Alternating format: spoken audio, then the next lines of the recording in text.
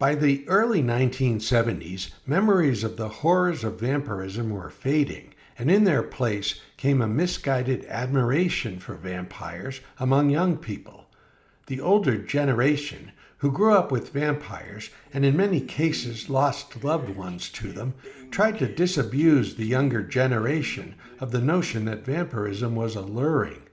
But the warnings were drowned out in an unhealthy convergence of heavy metal music, black magic, and vampire cults. Some vampire enthusiasts went so far as to try and acquire vampire blood on the black market. By the summer of '72, a single vial of blood was fetching $10,000 on the streets. In 1974, this prurient interest was to have devastating ramifications for the city of Los Angeles.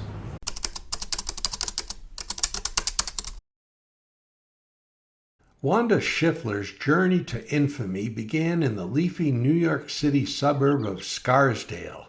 Born of a Chinese mother and Jewish father, both physicians, the rebellious Wanda never felt at home among the country club set, so in 1969, at the ripe age of 17, she ran away to Los Angeles and became a fixture in the burgeoning rock and roll scene. She was, at various times, groupie, rock star girlfriend, drug addict, and dealer. Eventually, the lovely Wanda settled down with Samir Shisha, a 65-year-old Lebanese immigrant who had made a fortune in the laundromat business before becoming a producer of B-movie schlock.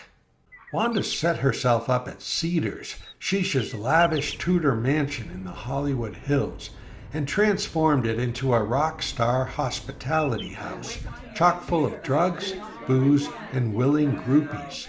By 1972, Wanda Schiffler was known as Magic Wanda because, like a magician with a magic wand, she seemed capable of making any fantasy possible. Fledgling rock stars knew they had made it when they received an invite from her.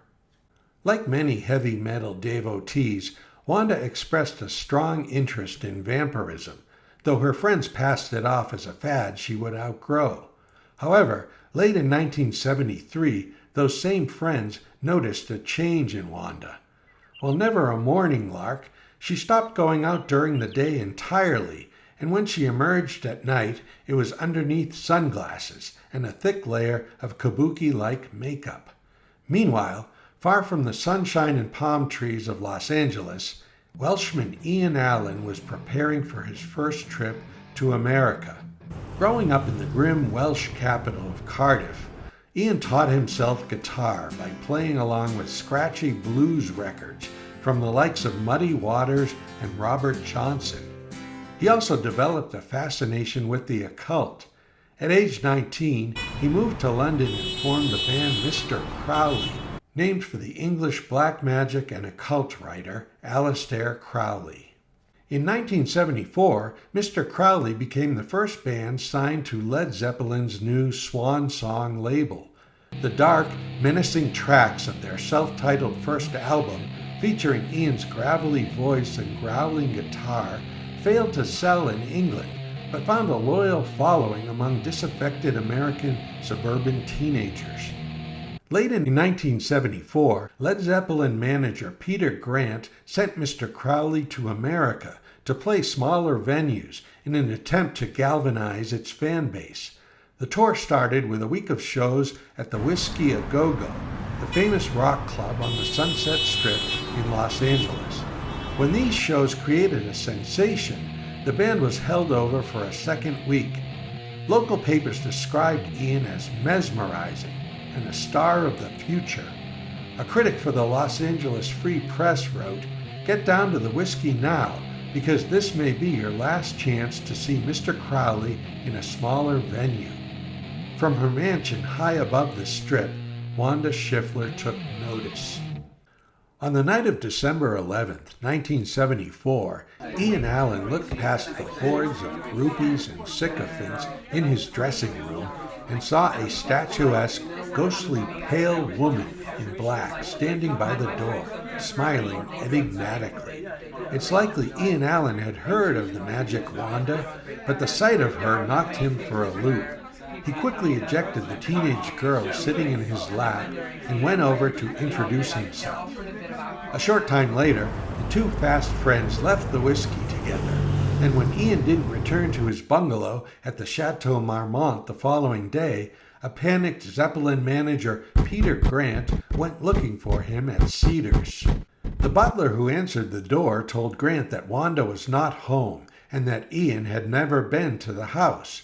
When the 300-pound ex-wrestler Grant bowled his way into the house, he was viciously beaten and driven off by what he described as 3 Amazons. After Ian failed to turn up for that night's show, foul play was suspected. Police were preparing an investigation when, out of the blue, Ian Allen showed up at the whiskey, wearing sunglasses and looking ghastly. He claimed that he had been ill, but was vague in regard to his whereabouts over the previous 24 hours. The band went out and ripped through a set, after which Ian left with Wanda Schiffler and several young women, including 15-year-old Cassie Burke from Reseda. A day later, Burke's parents filed a missing persons report after she failed to return home. Police wanted to question Ian and Wanda about Cassie Burke's disappearance, but the band had left LA for the Pacific Northwest and a week of shows in Seattle and Portland. Between gigs, Ian and Wanda would disappear and not be seen until the next night's show. Ian's bandmates thought that Wanda had gotten him hooked on heroin. The day after the band returned to LA for more shows at the whiskey, drug dealer Colin Lamb was arrested in possession of dozens of vials of frozen vampire blood. The vials were part of a lot stolen from Washington, D.C.'s Walter Reed Hospital the previous summer. As part of a plea bargain, Lamb gave FVZA officials the names of people to whom he had sold some of the stolen vials. Among those names was none other than Wanda Schiffler. The FVZA was called in. On the morning of December 21st, the FVZA Los Angeles team set up a surveillance post at the guest house of a property adjacent to Cedars. Aside from visits by a pool cleaner and a landscape crew, the team observed no activity at the house during the day. That night, Ian Allen and Wanda Schiffler were observed leaving the house at 9:30. Accounts put them at the whiskey for the next several hours, after which they returned with a caravan of cars in tow. The group, made up mostly of young women who had been at the show, adjourned to the backyard. Using infrared scopes, FVZA agents confirmed the presence of vampires. The team then surrounded the house and conducted an assault. The rescue was greatly complicated when one of the vampires released a pack of vicious Dobermans. Nevertheless, the FVZA team managed to eliminate a dozen vampires in the backyard. The terrified young women who had followed Wanda and Ian home from the show were escorted to safety. With the outside secure, the FVZA advance team conducted a sweep of the house with disastrous results. The team was overwhelmed by attacks from all sides. Vampires emerged from hidden rooms beneath staircases, false bookcases, and trapdoors in the floor. Agent Frank Vallejo, a 15-year veteran, was killed. 2 other agents were bitten but managed to escape. The team was forced to withdraw. As night turned to morning, the team, with the help of the LA Police Department, cordoned off the street to the mansion and set up a perimeter. Demolition of the house was considered and rejected in the event there were innocent people being held captive inside. The team, augmented by agents from San Diego and San Francisco, went inside and conducted a room-to-room sweep, encountering fierce resistance along the way. It was nightfall before the house was fully secured. Over 30 vampires were destroyed and 12 agents injured. Among the macabre items found in the house were a subterranean torture chamber and Samir Shisha's decapitated head. Officials were unable to find the bodies of Wanda Schiffler and Ian Allen among the dead vampires. A thorough search of the area led to the discovery of a secret tunnel leading from the basement of the house to an exit spot in the hills. An all-points bulletin was issued for Ian and Wanda. Once the media picked up the story, much of LA flew into a panic. Movie stars left their posh estates as helicopters scoured the hills with spotlights. The search was made especially difficult by a driving rainstorm. Police were inundated with calls, and a drifter was shot to death by an armed guard behind one estate. One of the calls came from the caretaker of an estate who reported seeing a man and woman breaking into the unoccupied main house at about 2:30 in the morning. Two police officers went to check on the call and entered the house. When dispatch was unable to raise them on the radio, an FVZA team went to the house and surrounded it. At dawn, the FVZA was preparing to move in when smoke was observed seeping out of one of the front windows. The team entered the house and found two dead cops in the front hall and the still smoldering bodies of Wanda Schiffler and Ian Allen in the study. They had apparently doused each other with brandy and set themselves on fire. All of Los Angeles breathed a sigh of relief. The toll from the battle at Cedars was considerable. 34 vampires destroyed, 2 police officers and 1 FVZA agent dead, and 12 agents injured. Among the dead vampires were a number of young women who had apparently been lured to Cedars by ads in local trades seeking actresses for movie work. In addition, 12 people were treated for vampire bites in Seattle and Portland, where Mr. Crowley had played for 1 week. Wanda Schiffler's journal, found in her bedroom at Cedars, offers a blow-by-blow account of her reign of terror.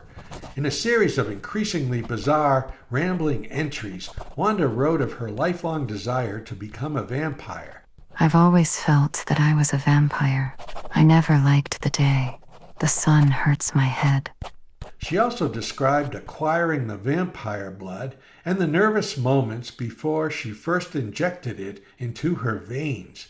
According to her journal, she killed her sugar daddy, Mr. Shisha, then went about assembling a sort of vampiric court made up of local rock and roll groupies. These girls are invisible. No one will even notice them missing. But Wanda was a practical girl and knew she needed a surefire way to recruit fresh blood. Ian Allen was the solution. In her last entry, Wanda wrote, Ian and I have something that transcends love. Together we will rule this city, and we will never die.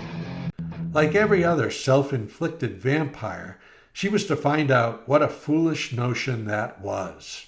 The years since Ian Allen's death have seen a growth in his popularity. In 1976, a local artist painted a large mural of him on the side of a building in Venice Beach, where it remained for a number of years until community activists managed to have it removed. Ian's grave in England has become a pilgrimage site for both rock fans and vampire cultists, and Mr. Crowley's debut album ended up spending over 100 weeks on the charts. While the case files are full of stories of male vampires using females to lure victims, this is one of the few cases where the tables were turned. As a result, Los Angeles was, for one long night, paralyzed with fear, and a town that had churned out so many phony vampires found out that the real thing was a whole lot scarier.